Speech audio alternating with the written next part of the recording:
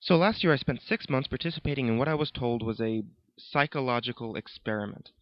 I found an ad in my local paper looking for imaginative people looking to make good money, and since it was the only ad that week that I was remotely qualified for, I gave them a call. We arranged an interview. They told me that all I would have to do is stay in a room, alone, with sensors attached to my head to read my brain activity, and while I was there, I would visualize a double of myself. They called it my Tulpa. It seemed easy enough, and I agreed to do it as soon as they told me how much I would be paid. And the next day I began. Then they attached sensors to my head and hooked them into a little black box on the table beside me. They talked me through the process of visualizing my double again and explained that if I got bored or restless, instead of moving around, I should visualize my double moving around or try to interact with him, and so on. The idea was to keep him with me the entire time I was in the room. I had trouble with it for the first few days. It was more controlled than any sort of daydreaming I'd done before. I'd imagine my double for a few minutes, then get distracted. But by the fourth day, I could manage to keep him present for the entire 6 hours. They told me I was doing very well. The second week, they gave me a different room, with wall-mounted speakers. They told me that they wanted to see if I could still keep the tulpa with me in spite of distracting stimuli. The music was discordant, ugly, and I suppose unsettling. It made the process a little more difficult, but I managed nonetheless. The next week they played even more unsettling music, punctuated with shrieks and feedback loops, what sounded like an old-school dial-up modem, and guttling voices speaking some foreign language. I just laughed it off. I was a pro by then. After about a month, I started to get bored. To liven things up, I started interacting with my doppelganger. We'd have conversations or play rock, paper, scissors, or I'd imagine him juggling or breakdancing or whatever caught my fancy. I asked the researchers if my foolishness would adversely affect their study, but they encouraged me. So we played and communicated, and that was fun for a while. And then it got a little strange. I was telling him about my first date one day, and he corrected me. I'd said my date was wearing a yellow top, and he told me it was a green one. I thought about it for a second, and realized that he was right. It creeped me out. After my shift that day, I talked to the researchers about it. "You're using the thought form to access your subconscious," they explained. "You knew on some level that you were wrong, and you subconsciously corrected yourself." What had been creepy was suddenly really cool. I was talking to my subconscious. It took some practice, but I found that I could question my tulpa and access all sorts of memories. I could make it quote whole pages of books I'd read once, years before, or things I was taught and immediately forgot in high school. It was awesome. That was around the time I started calling up my double outside the research center. Not often at first, but I was so used to imagining him by now that it almost seemed odd not to see him, so whenever I was bored, I'd visualize my double. It was amusing to take him along like an invisible friend. I imagined him while I was hanging out with friends or visiting my mom. I even brought him along on a date once. I didn't need to speak aloud to him, so I was able to carry out conversations with him and no one was the wiser. I know that sounds strange, but it was fun. Not only was he a walking repository of everything that I knew and everything I had forgotten, he also seemed more in touch with me than I even did at times. He had an uncanny grasp of the minutity of body language that I didn't even realize I was picking up on.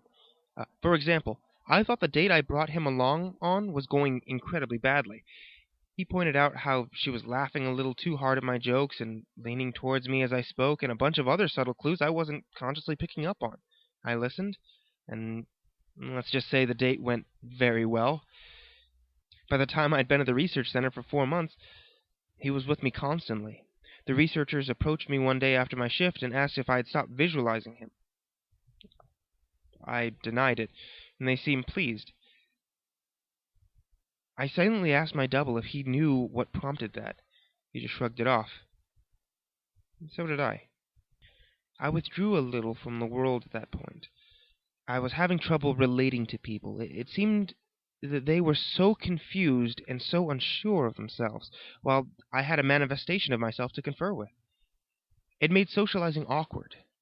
Nobody else seemed aware of the reasons behind their actions, why some things made them mad and others made them laugh. They didn't know what moved them, but I did. Or at least I could ask myself and get an answer. A friend confronted me one evening, pounded at the door until I answered, and came in fuming and swearing up a storm. "You haven't answered when I called in fucking weeks, you dick," he yelled. "What's your fucking problem?" I was about to apologize to him, and it probably would have offered to hit the bars with him that night, but my Tulpa grew suddenly furious. "Hit him," it said. Before I knew what was going on, I did. I heard his nose break. He fell to the floor and came up swinging, and we beat each other up and down my apartment. I was more furious than I'd ever been, and I was not merciful. I knocked him to the ground and gave him 2 savage kicks to the ribs, and that was when he fled, hunched over and sobbing. The police were by a few minutes later, but I told him that he'd been the instigator, and since he wasn't around to refute me, they let me off with a warning. My Tulpa was grinning the entire time. We spent the night crowing about my victory and sneering over how badly I'd beaten my friend. And it wasn't until the next morning, when I was checking out my black eye and cut lip in the mirror, that I remembered what had set me off. My double was the one who'd grown furious, not me. I'd been feeling guilty and a little ashamed, but he'd goaded me into a vicious fight with a concerned friend. He was present, of course, and knew my thoughts. "You don't need him anymore. You don't need anyone else," he told me, and I felt my skin crawl. I explained all this to the researchers who employed me, but they just laughed it off. "You can't be scared of something that you're imagining," one told me. My double stood beside him and nodded his head, and then smirked at me. I tried to take their words to heart, but over the next few days I found myself growing more and more anxious about my Tulpa. It seemed that he was changing. He looked taller, more menacing. His eyes twinkled with mischief, and I saw malice in his constant smile. No job was worth losing my mind over, I decided. If he was out of control, I'd put him down. I was so used to him at that point that visualizing him was an automatic process, so I started trying my damnedest not to visualize him. It took a few days, but it started to work, somewhat. I could get rid of him for hours at a time, but every time he came back, he seemed worse. His skin seemed ashen, his teeth more pointed, he hissed and gibbered and threatened and swore. The disconcerted music that I'd been listening to for months seemed to accompany him everywhere.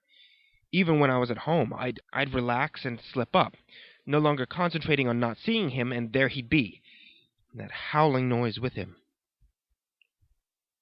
I was still visiting the research center and spending my 6 hours there. I needed the money, and I thought they weren't aware that I was now not actively visualizing my Tulpa. I was wrong. After my shift one day, about 5.5 months in, 2 impressive men grabbed me and restrained me. Someone in a lab coat jabbed the hypodermic needle into me. I woke up in my stupor back in the room, strapped into the bed, music blaring with my doppelganger standing over me, cackling. He was hardly looking human anymore. His features were twisted. His eyes were sunken in their sockets and filmed over like a corpse. He was much taller than me, but hunched over. His hands were twisted. The fingernails were like talons. He was, in short, fucking terrifying. I tried to will him away, but I just couldn't seem to concentrate. He giggled and tapped the IV in my arm. I thrashed at my restraints as best I could, but could hardly move at all. "They pumped you full of the good shit. How's the mind? All fuzzy?" He leaned closer and closer as he spoke. I gagged. His breath smelled like spoiled meat. I tried to focus, but I couldn't banish him. The next few weeks were terrible. Every so often, someone in a doctor's coat would come in and inject me with something, or force-feed me a pill. They kept me dizzy and unfocused, sometimes left me hallucinating or delusional. My thought form was still present, constantly mocking me. He interacted with me, or perhaps caused my delusions. I hallucinated that my mother was there, scolding me. And then he'd cut her throat and her blood showered me. It was so real I could taste it. The doctors never spoke to me. I begged at times, screamed, hurled incentives, demanded answers. They never spoke to me. They may have talked to my Tulpa, my personal monster. I'm not sure. I was so doped up and confused that it may have just been more delusions, but I remember them talking with him. I grew convinced that he was the real one, and I was the thought form. He encouraged that line of thought at times, and mocked me at others. Another thing that I pray was delusion. He could touch me.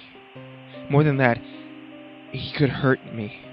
He'd poke and prod at me if he felt I wasn't paying enough attention to him. Once he grabbed my testicles and squeezed until I told him that. Another time, he slashed my forearm with one of his talons. I still have a scar. Most days I can convince myself that I injured myself and just hallucinated that he was responsible. Most days. Then one day, while he was telling me a story about how he was going to gut everyone I loved, starting with my sister, he paused. A look crossed his face, and reached out and touched my head like my mother used to when I was feverish. He stayed still for a long moment, and then smiled. All thoughts are creative, he told me. Then he walked out the door. 3 hours later, I was given an injection and passed out. I awoke unrestrained. Shaking, I made my way to the door, and I found it unlocked. I walked out into the empty hallway and then ran. I stumbled more than once, but I made it down the stairs, out into the lot behind the building. There I collapsed, weeping like a child. I knew I had to keep moving, but I couldn't manage it. I got home eventually. I don't remember how. I locked the door, shoved a dresser against it, and took a long shower, slept for a day and a half. No one came looking for me that night. No one came the next day, or the one after that. It was over. I'd spent a week locked in that room, but it felt like a century. I'd withdrawn so much from my life beforehand that nobody had even known I was missing. The police didn't find anything. The research center was empty when they searched it. The paper trail fell apart. The names I'd given them were aliases. Even the money I'd received was apparently untraceable. I recovered as much as one can. I don't leave the house much, and I have panic attacks when I do. I cry a lot. I don't sleep much, and my nightmares are terrible. It's over, I tell myself. I survived. I use the concentration those bastards taught me to convince myself, and it works sometimes. Not today, though. 3 days ago, I got a phone call from my mother. There's been a tragedy. My sister's the latest victim in a spree of killings, the police say. The perpetrator mugs his victims, then guts them. The funeral was this afternoon. It was as lovely a ceremony as a funeral can be, I suppose. I was a little distracted, though. All I could hear was the music coming from Somewhere distant, discordant, unsettling stuff that sounds like feedback and shrieking and a modem dialing up. I hear it still, a little louder now.